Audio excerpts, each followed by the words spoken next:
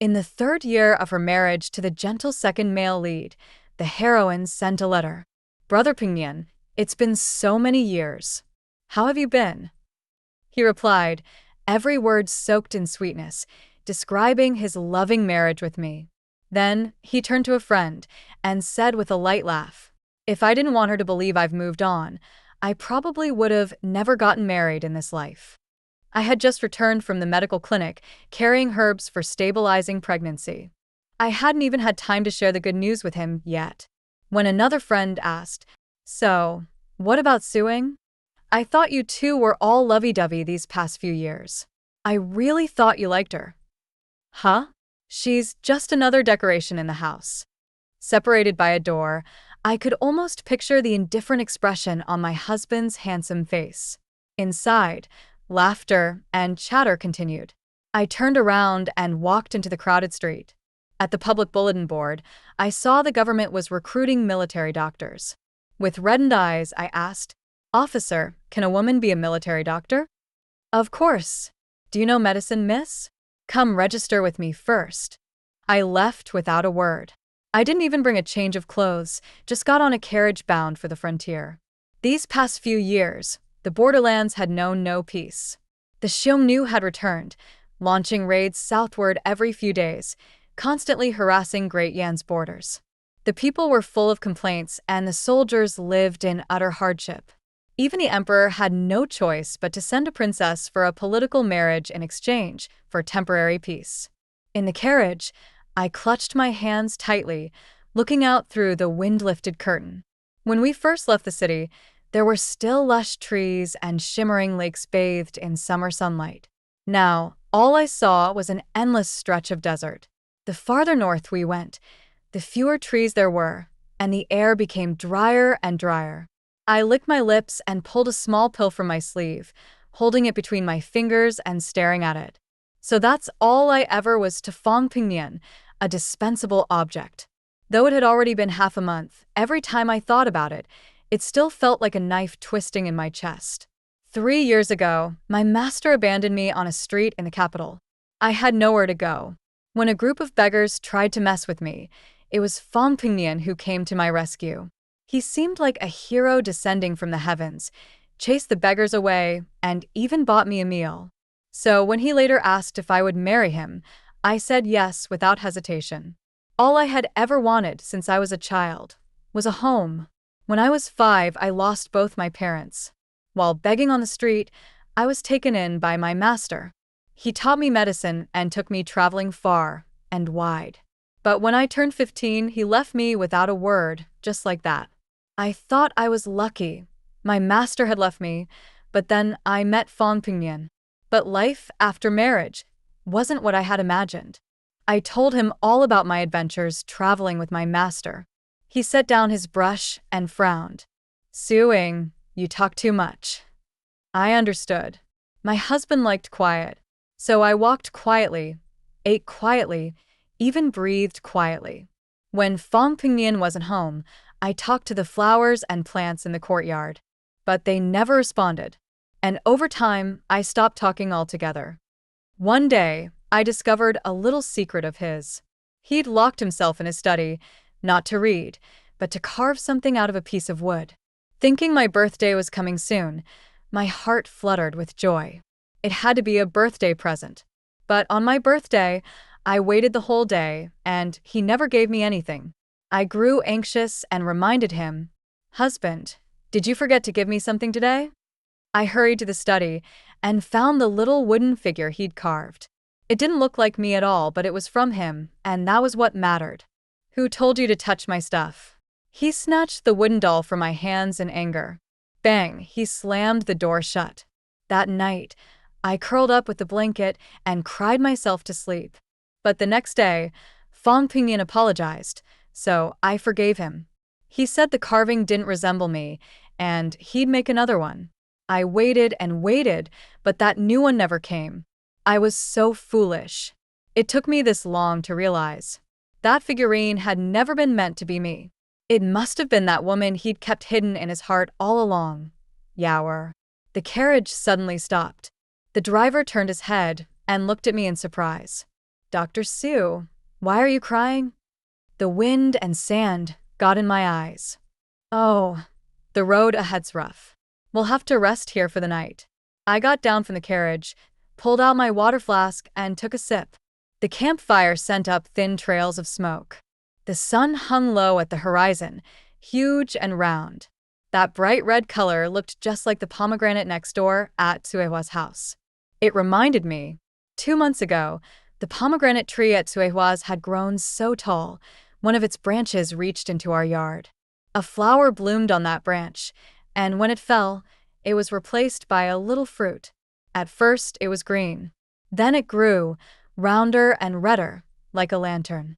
Every day I watched it ripen, thinking when the time came, I'd remind Suehwa to pick it, so it wouldn't split open and rot, attracting bugs, wasting such a beautiful fruit. But before it could ripen, it disappeared. Suehwa accused me of stealing it. She came over demanding I pay for the pomegranate. I didn't steal it. I don't even like sour pomegranates. If you didn't steal it, how do you know it's sour? I heard you and Ania talking. You said your pomegranates were always sour. Oh, I never said that. Without saying a word, Fong Pingnian paid her. Then he turned to me with a look, as if I were a worm-infested fruit. Disappointed. Disgusted. I opened my mouth, but no words came out. I could only swallow the bitterness. Why wouldn't he believe me? Aren't husbands and wives supposed to trust each other? Still, I consoled myself. It's fine. At least I had a home now. Until half a month ago, when I overheard what he said. Only then did I realize I had been wrong from the very beginning. My master once said, "You reap what you sow." Fong Pingnian never truly wanted to build a home with me. From the start, he never sowed any seeds, not of love, not of family. So, of course, nothing could ever grow between us. I tilted my head back and swallowed the pill in my hand. 2. Another half-month passed before the carriage finally arrived at the Jinbei military camp. Military doctors were assigned by battalion, and I was placed with the vanguard unit. I shared my quarters with a woman in her 50s. She was a bit plump and noticeably sturdier than most women from the Central Plains. She said her surname was Sun, and she lived in Yecheng, not far from here. A few years ago, the Xiongnu raided her village in the middle of the night. They stole the livestock and slaughtered all the men, including her husband and 3 sons. She was saved by the Jinbei army. With nowhere else to go, she stayed on at the camp as a servant. Granny's son gave me a once-over and asked in confusion, "Dr. Sue, you're so young. Why would you come to a place like this all on your own?" I ran away from home. Then I saw the recruitment notice for frontier medics, so I came. Oh dear, your husband must be worried sick. I froze for a moment. Would Fong Pingnian worry if he couldn't find me? Not at all. His heart belongs to someone else. To whom? To a girl named Yaoer. The first time I heard the name Yaoer was on our wedding night. He was drunk and called me by the wrong name. Blushing, I corrected him. "Husband, you got my name wrong. I'm Yingat." But he never once called me Inger. He barely even called me my wife. He always addressed me by my full name, Su Ing. Later, I learned Yaoer was actually Meng Yao, Fong Pingnian's childhood sweetheart. I had never met her, but I imagined she must be a good woman. She couldn't return Fong Pingnian's affections and so hoped he could find happiness with someone else. And Fong Pingnian, for her peace of mind, was willing to marry a woman he didn't love. They both wanted the best for each other. The only one to be pitted was the woman who actually married Fong Pingnian. She was kept in the dark for 3 whole years. That pitiful woman was me. When I asked Fong Pingnian who Yaoer was, he said she was his sister. And I foolishly thought, if she was his sister, then she must be mine too.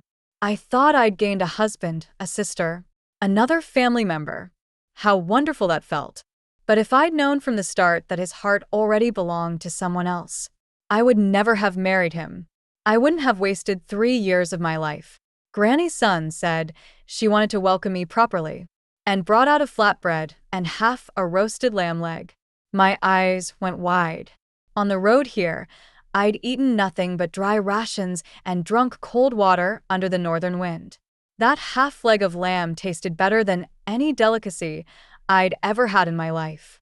After eating my fill, on my first night at the frontier, I slept fully dressed. The wind up here was wild, as if trying to tear the tent from the ground, sometimes laced with the howls of wolves in the distance. Just before dawn, I finally started to feel sleepy. Then, suddenly, the sound of horns rang out from every direction. Granny's son, who had been snoring beside me, shot up and shouted, "Damn it, the Xiongnu are here." My first experience with war came so suddenly. I was completely at a loss, but Granny's son grabbed my hand tightly. "Don't be scared. Follow me." I was responsible for 5,000 soldiers in the Vanguard Battalion. Helping me were Granny's son and 3 younger soldiers. They clearly had plenty of experience. They could handle minor injuries on their own. Only soldiers with broken bones or life-threatening wounds were brought to me. As soon as I finished treating one group, another would be rushed in. The entire camp ran like clockwork. Some soldiers with light injuries even went straight back to the battlefield. We worked from dawn till dusk. The Xiongnu were repelled. The medical tents were packed with wounded. Once it was confirmed there would be no new injured, I finally let out a sigh of relief and wiped the sweat from my forehead. Just as I was about to rest, a young man approached me. He had sharp, handsome features, but there was a long gash across his face. Far from ruining his looks, it gave him a striking, tragic beauty. With a face like that, it would be a shame if it scarred. I quickly waved him over and pulled out a special wound salve my master had made. It worked fast and left no scars. Normally, I wouldn't use it so casually, but the young man brushed my hand away. "I don't need it. Save it for someone else. I'm the doctor. You do as I say." He blinked, then quietly sat down on the ground. As I treated the wound, I looked at his still youthful face and couldn't help but ask, "How old are you?" 17. He didn't look like a new recruit. His skin was tanned, and his eyes were as bright as stars. Yet, he was only 17. My nose stung.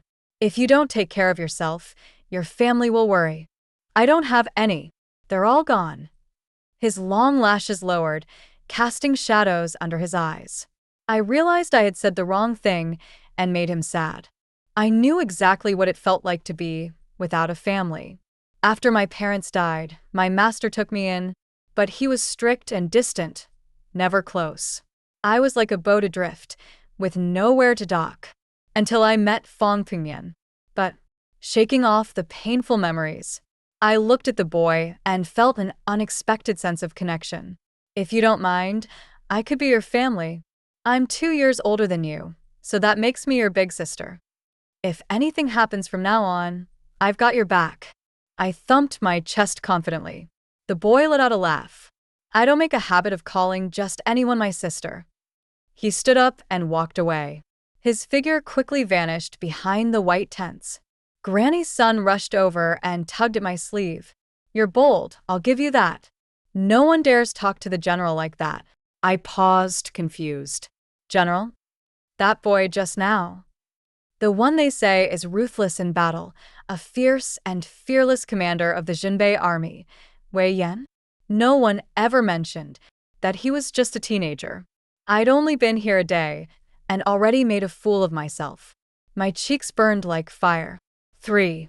That night, several of the critically injured soldiers developed fevers. To care for them, I stayed up fully clothed, not daring to rest. Around midnight, a soldier came rushing in with news. Wei Yan had collapsed.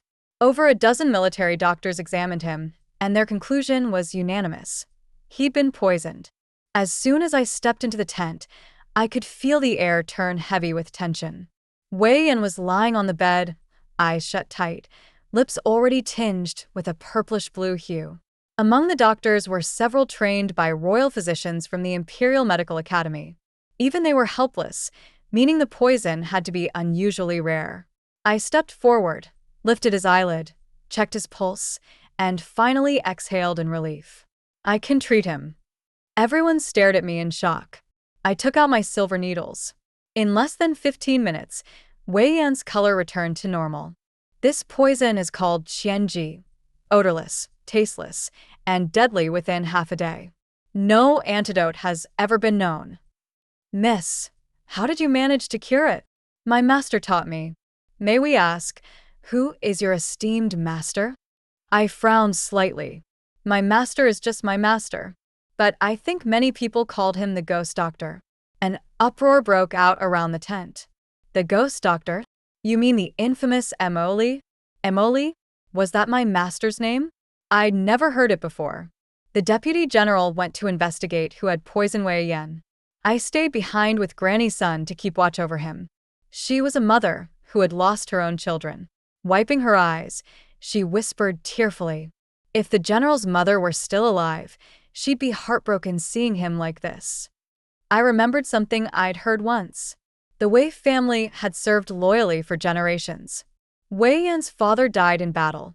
His mother, unable to bear the grief, threw herself into the coffin and died with her husband. Wei Yan took his father's place, stepping onto the battlefield at just 14. As dawn approached, he started talking in his sleep. Mother, don't leave me. I am scared. Don't go. Please, all of you don't go. His hands reached into the air blindly, like withered vines, desperately searching for something to cling to. Life at the frontier was exhausting, but fulfilling. I rarely thought of Fong Pingyan anymore. Time flew by. 4. Winter arrived, and the court's grain supply caravan was late, as usual. Last winter, over 30 soldiers and 100 war horses had frozen to death due to lack of rations. This year's supply was barely half of last year's. Wei Yan stood beside the grain carts, frowning deeply, and finally couldn't help muttering a curse. But the imperial court had its own troubles too. At the beginning of the year, Lingnan was hit by a once-in-a-century flood. Mid-year, a massive drought struck the eastern provinces, and locusts ravaged the fields. Just being able to gather enough grain to send to the frontier was already difficult. Not to mention the greedy hands likely dipping into supplies at each checkpoint along the way. Natural disasters and human greed, Great Yan's kingdom was teetering on the edge. I was deep in thought when I suddenly heard a trembling voice behind me. Ing. I turned around. The cold northern wind howled, and under the dim sky stood a solitary figure in a cloak. The wind lifted the hem of his robe, and the pearl tassels at his waist jingled. By the fading glow of sunset, I saw his face clearly. Fong Pingyan. His refined, handsome features were filled with the wild joy of recovering something once lost. I finally found you. I've searched so hard these past days. He stepped forward, trying to pull me into an embrace. But I dodged him, full of revulsion. You're here to deliver grain? No. I came here just for you. He said that when he couldn't find me at home and couldn't track me down elsewhere. He reported me missing to the local magistrate.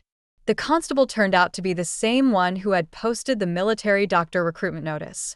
After matching the name and description, he realized I had gone to the frontier. Fong Pingyan then pulled strings to travel with the grain supply convoy and came looking for me. This isn't a place for you. Come home with me. Fong Pingyan, I'm not going back with you. The excitement in his eyes dimmed almost instantly. His lips parted, and his voice trembled in disbelief. Why?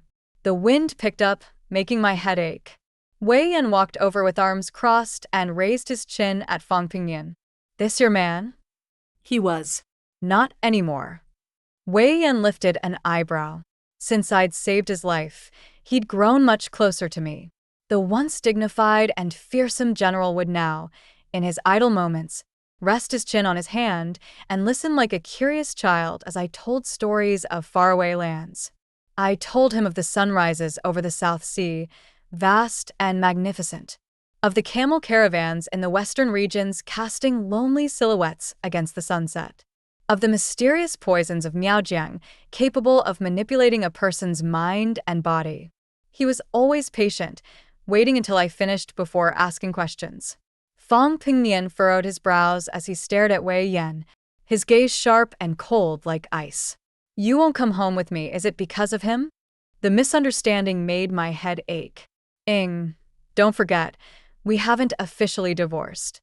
We're still husband and wife. I won't allow you to be with another man.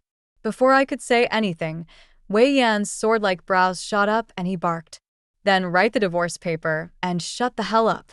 His temper, already fiery, had been completely lit by Fong Pingnian. I patted Wei Yan's shoulder to calm him down. Then I raised my head and looked directly into Fong Pingnian's dark eyes. Because you never listened when I spoke. Because you didn't believe I didn't steal Tsuehua's pomegranate. Because the wooden figure you carved wasn't me. Because Yaoer wasn't your sister. She was the woman you loved. Fong Pingnian, aren't those reasons enough? There were so many more. But the biggest reason of all was that he never loved me. I just didn't feel like saying it anymore. I was tired of talking. Fong Pingnian staggered back a few steps. His face twisted in pain. I'm sorry, Ying. I know I was wrong. Come back with me. We can start over and live a good life. It's too late, Fong Pingnian. 5. TCH. What do you think this place is? A military camp's no place to bring your whole family. Go back while you still can. Don't stay here just to be a burden. Wei Yan spoke with a half-chewed stalk of dried grass between his lips, his tone full of disdain. But I knew he only said that on purpose. The frontier was bitterly cold, and food was already scarce. He had submitted multiple memorials to the court asking for aid, but there had been no reply at all. This winter, the army might not survive. I'm not leaving. They need me here. Not to brag, but 70,000 soldiers in the Jinbei army and barely a dozen doctors? That wasn't even close to enough. And my medical skills were the best among them. Even if Wei Yan wanted to send me away, the rest of the camp wouldn't allow it. Wei Yan spat out the grass stalk and let out a cold laugh. Fool. I replied. You're a fool too. Then we both burst out laughing. Everyone who chose to stay here was probably a fool in some way. What I didn't expect was that Fong Pingnian also chose to stay. He had always been a well-known scholar, never one for politics or farming, admired by many and untouched by worldly concerns. And yet, he willingly chose to suffer with me in this frozen land. Wei Yan was so annoyed he clenched his teeth. Great, another mouth to feed. But the truth was, we needed people. The Xiongnu had 100,000 troops. We only had 70,000. We needed soldiers to fight, people to light fires, cook meals, and care for the wounded. Fong Pingnian never complained. In the morning, he helped feed the war horses. At noon, he worked with a cookhouse to prepare meals. At night, he assisted with changing dressings for injured soldiers. This man, who used to be so particular about cleanliness, now had bloodstains on his clothes. And didn't even frown. Even Granny's son said, "Looks like that man really does want to make it up to you." I smiled bitterly. Whether his sincerity was real or not, it didn't matter anymore. Because when I needed an umbrella in the rain, he waited until the rain had stopped to bring it to me. And by then I was already soaked. That umbrella, no matter how fine, meant nothing now. In just a few short months, I had built a strong reputation in the Jinbei army. As the ghost doctor's disciple, I could handle injuries others thought hopeless, and patch them up in no time. The soldiers called me a miracle doctor. My colleagues looked at me like hungry wolves spotting meat, eyes shining. Whenever I had a spare moment, they pestered me to teach them how to treat penetrating wounds, what to do after being burned by artillery. Here, I had finally found meaning in my life. 6. The first snow brought with it a biting cold. Both the Xiongnu and the Jinbei army silently agreed to a ceasefire. Winter was a harsh trial for both sides. Snow drifted outside the tents, the sky gray and low. A rare day of peace. Granny's son and I drank barley wine together inside the tent to keep warm. From outside came the faint sound of coughing. No one made him steamed pear with fritillary anymore. Fong Pingnian's old winter cough had come back again. Ing, look. Fong Pingnian held something out from his coat, like it was treasure. I looked closely. It was a wooden figurine, carved with remarkable skill, It looked just like me. I was momentarily speechless. Ing, I made this just for you. Happy birthday. Wishing you health, peace, a long life, and many more birthdays to come. Fong Pingnian smiled with curved eyes, full of joy. This long overdue birthday gift. He'd remembered, even after a year. That he even remembered my birthday was something I hadn't expected. I rubbed my temples and asked, a little exasperated, if Miss Yao were to come back looking for you, would you still choose me? Snowflakes swirled violently in the wind outside, weaving a prison that no one could escape from. Fong Pingnian froze. He didn't answer for a long time, exactly as I expected. That girl I'd never met, Yao, had always lived in his heart.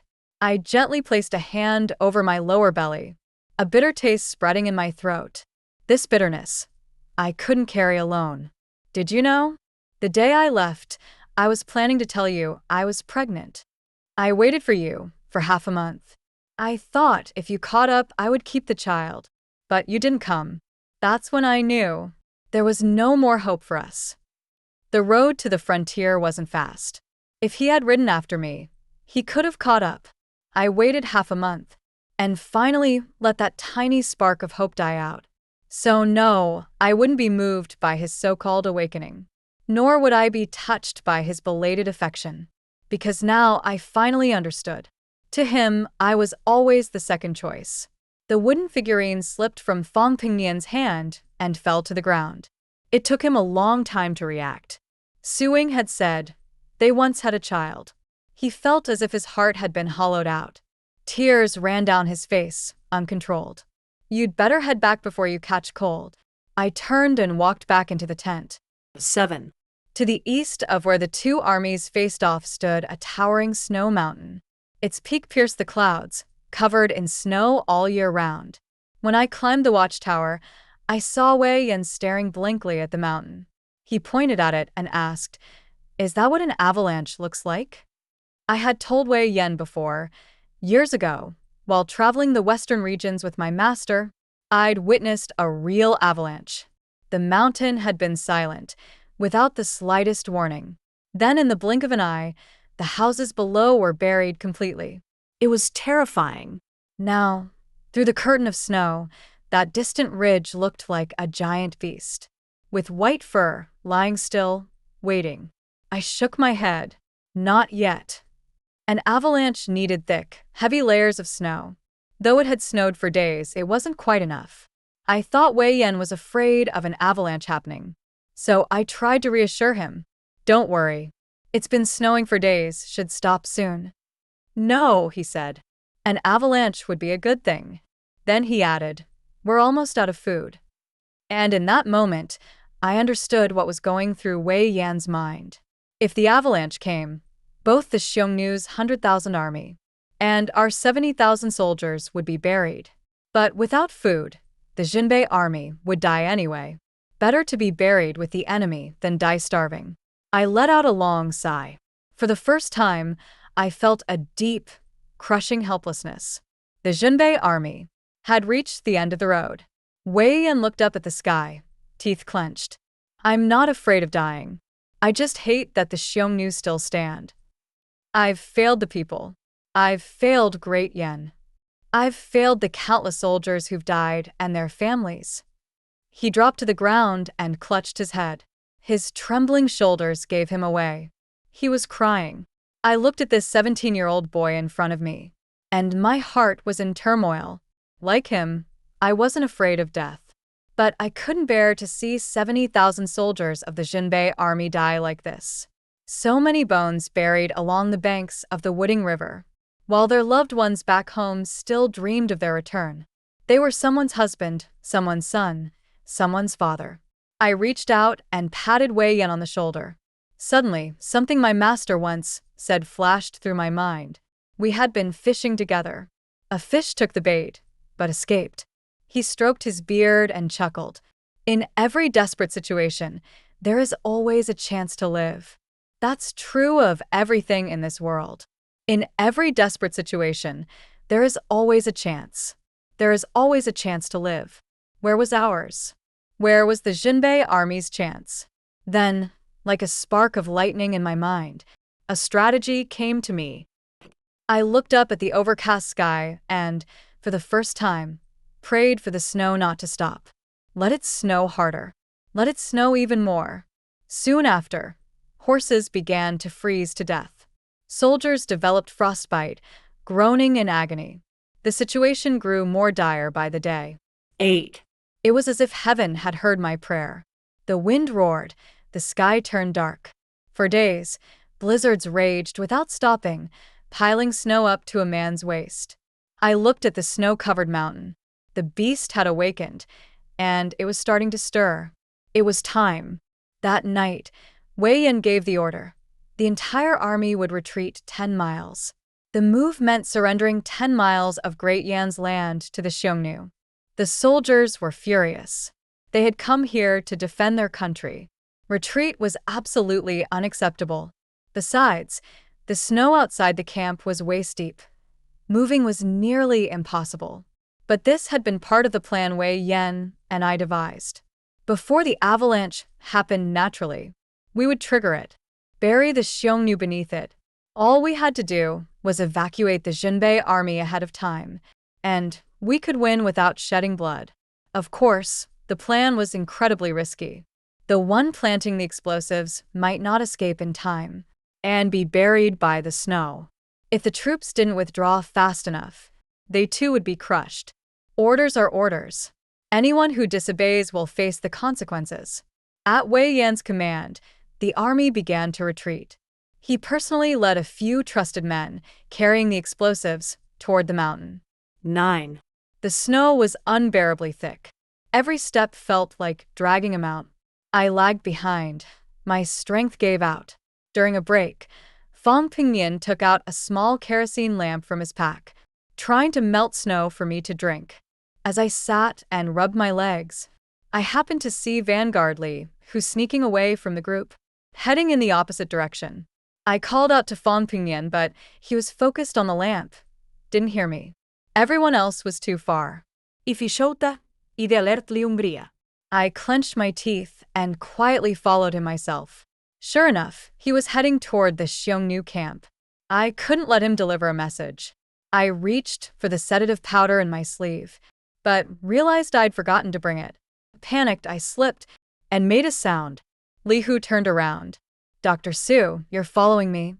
You were the one who poisoned Wei Yan, weren't you? You're the traitor? I took a step back, then another. Li Hu didn't waste words. He drew his blade and came at me. I tripped into a snowbank, nowhere to run. I closed my eyes, waiting for death. Then thud.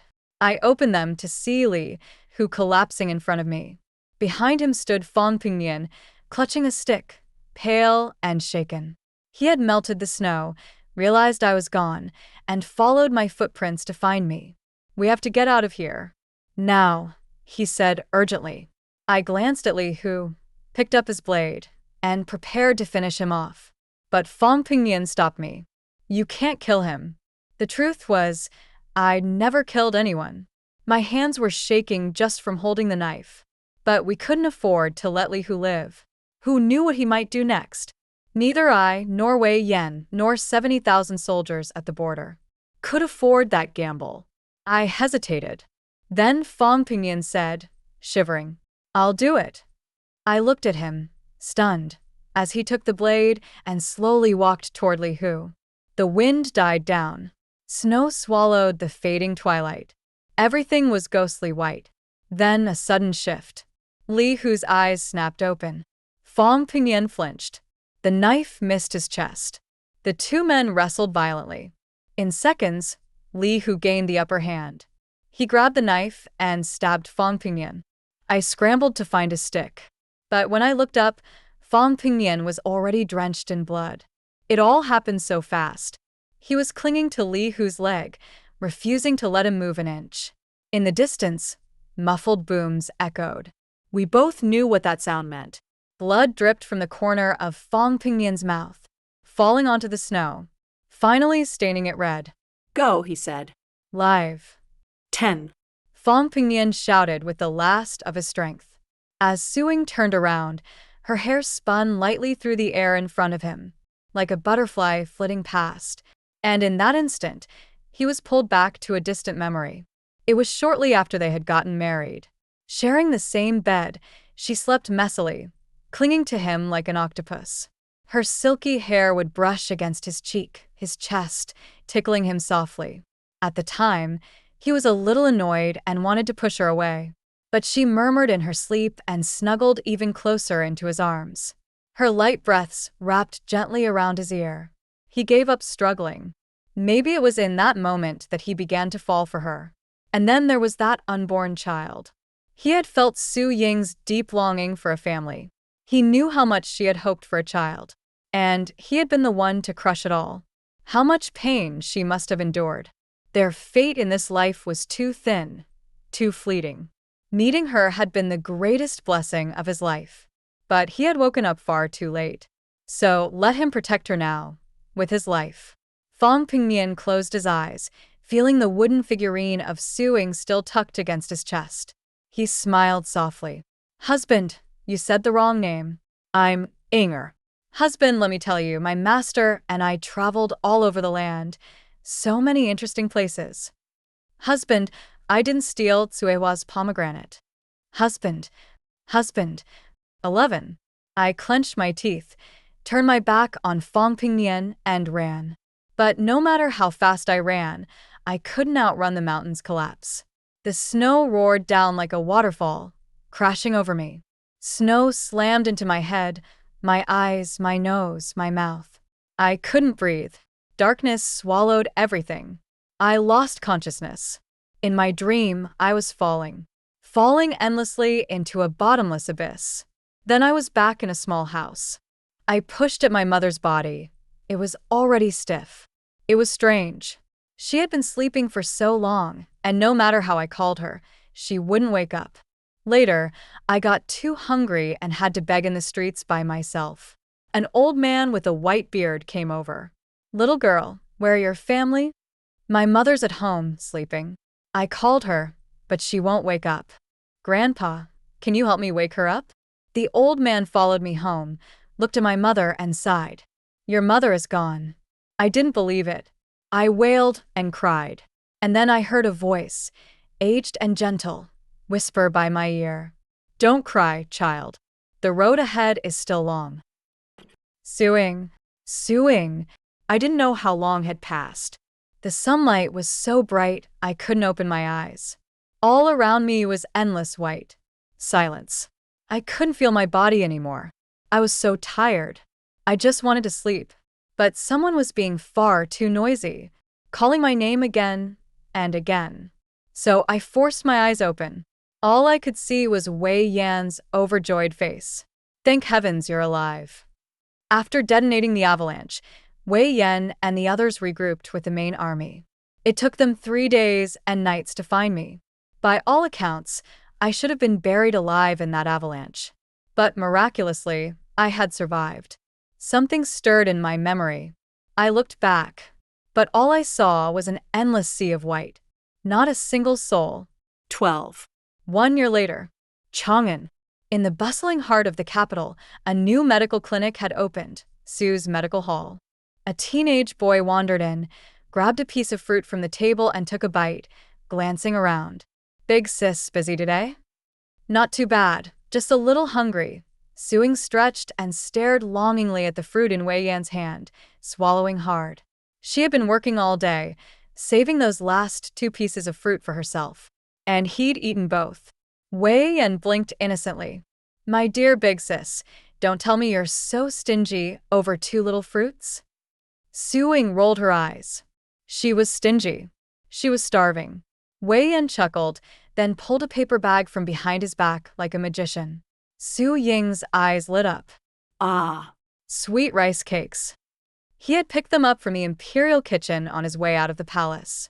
Ever since he brought them to her half a year ago, she had gotten addicted. Now, every time he entered the palace, he had to swipe some on her behalf. You went to the palace today? Wei Yan's face grew serious. The emperor approved my request. I'm heading to Yenzhou soon to take command. After destroying the Xiongnu, Wei Yan was given the title of Great General of the Nation. This assignment to Yenzhou was his own request. He'd grown used to the freedom of the frontier. The rigid rules of the capital drove him crazy. Yenzhou bordered the southwestern mountains, known for its bandit activity. Rather than staying idle, he figured he might as well go clean up the place. Su Ying was too hungry to care about anything else. She stuffed her cheeks full of the soft, sticky rice cakes, looking like a little chipmunk. I'll go with you to Yenzhou. You're closing the clinic? Nope. Someone else will watch it. Since returning to the capital, Su Ying's fellow army medics often came to her for advice. Eventually, they took turns and became the attending doctors at her clinic. The day they left the city, the carriage had just barely rolled out, when a woman in a red pomegranate-colored skirt came running after them. It was Hua. She carried a basket full of bright red pomegranates and held them out to Su Ying. I misunderstood you back then. The pomegranate. You didn't steal it. My son Aniu confessed it was him. He got greedy and picked it, then was too scared to admit it. These are from a new tree I planted. They're sweet, have a taste. Thank you, Su Ying said with a smile, accepting the fruit. She pulled out a small knife, cut off the ends, and split the pomegranate into 3. 1 piece for Wei Yan, 1 for Granny Sun, and 1 for herself. She picked out a ruby-red seed, popped it into her mouth, and bit down. So sweet. Spring had come. The willow trees were budding. Wild ducks glided through the reeds. Life was bursting from every corner of the land. She had a home again. The end.